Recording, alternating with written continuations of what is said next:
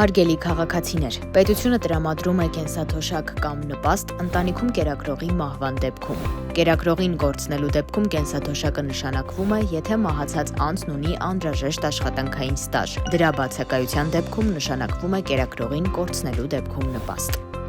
Նպաստի չափը ընտանիքի յուրաքանչյուր անդամի համար կազմում է 46,000 դրամ, երկու ծնողին կորցրած երեխայի կամ ուսանողի դեպքում 130,000 դրամ։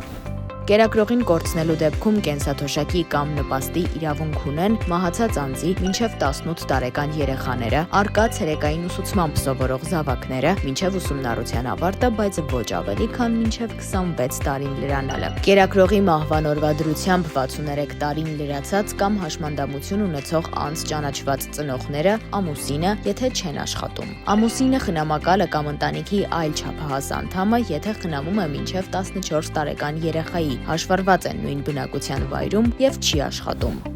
Կերակրողին կորցնելու դեպքում կենսաթոշակ կամ նպաստ նշանակելու համար անհրաժեշտ է դիմել միասնական սոցիալական ծառայության ցանկացած տարածքային կենտրոն ներկայացնելով դիմում, անձը հաստատող փաստաթուղթ, կերակրողի մահվան վկայական, ընտանիքի անդամ լինելը հավաստող փաստաթղթեր, ծննդյան, ամուսնության, հայրության ճանաչման վկայականներ և այլն։